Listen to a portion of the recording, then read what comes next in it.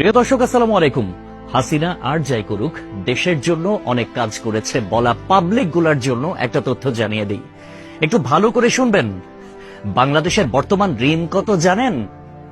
99.3 billion মার্কিন dollar. I repeat, 99.3 billion মার্কিন dollar. আর গত বছরে পাচার হয়েছে কত জানেন? 94 বিলিয়ন মার্কিন ডলার।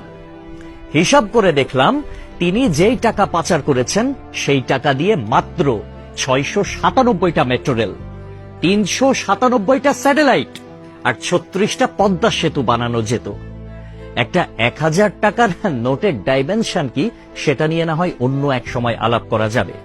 ধরুন 11 লক্ষ কোটি টাকা 1000 টাকার নোট দিয়ে একটার উপর একটা রাখলে এর উচ্চতা কত হবে জানেন? 750.5 কিলোমিটার।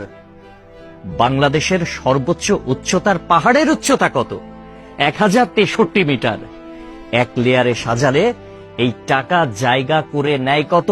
124.76 বর্গ কিলোমিটার। আর ঢাকার সাইজ মাত্র 306 বর্গ কিলোমিটার, চট্টগ্রাম 155 বর্গ কিলোমিটার। এই দুই বিভাগীয় শহর বাদে বাকি সব বিভাগীয় শহর এই টাকা দিয়ে ঢেকে দেয়া যাবে। পাশাপাশি যদি বসান তাহলে লেন্থ হবে কত জানেন? 1,7,8,2,3,4,9.6 কিলোমিটার। এক কথায় আমি সংখ্যাটা বলতে পারলাম না, আপনারা একটু ক্যালকুলেটরে হিসেব করে নেবেন, মানে ক্যালকুলেটরেও ধরবে বলে মনে হয় না। পৃথিবীর পরিধি কত? 40,000 কিলোমিটার।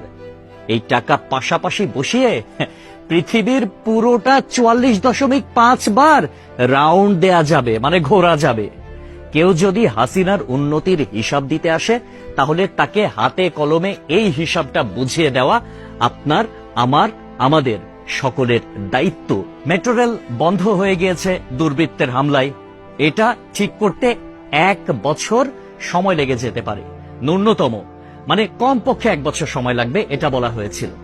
এটা ঠিক করতে বাজেট ধরা হয়েছিল 300 কোটি টাকা।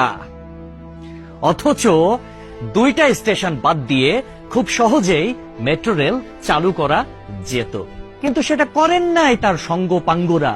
কারণ খেতে হবে, বেগম পাড়ায় টাকা পাঠাতে হবে, বেগম পাড়ায় বেগমরা গিয়ে ফুলে ফেপে উঠবে, তারা আরামসে দাস দাসী নিয়ে দিন কাটাবে। এইটার জন্য এত টাকা বরাদ্দ করা হয়েছিল। কিন্তু শেখ হাসিনা পালিয়ে যাওয়ার পরে এখন আমরা জানতে পারছি মেট্রো রেল চালু হতে আর মাত্র কয়েকটা দিন বাকি। তাহলে বোঝেন ব্যাপারখানা। আমাদের শিরা উপশিরা থেকে শুরু করে রন্ধ্রে রন্ধ্রে প্রত্যেকটা জায়গায় এইরকম চুরচামারির অভ্যাস। মানে দেশে উন্নয়ন হবে, উন্নয়নের আগে কে কয় টাকা ভাগ করে খাবে, এইটাই হচ্ছে তাদের টেন্ডেন্সি, এইটাই হচ্ছে তাদের মানসিকতা। পদ্মা সেতু হয়েছে কত টাকায় আপনারা সবাই ভালো করে জানেন। মেট্রো রেল হয়েছে কত টাকায় আপনারা সবাই জানেন। এলিভেটেড এক্সপ্রেস ওয়ের হিসাবটাও একটু গুগল করলে জানতে পারবেন। অথচ অন্যান্য দেশে এটার অর্ধেকও খরচ হয় না। তাহলে বাকি টাকা কই যায়?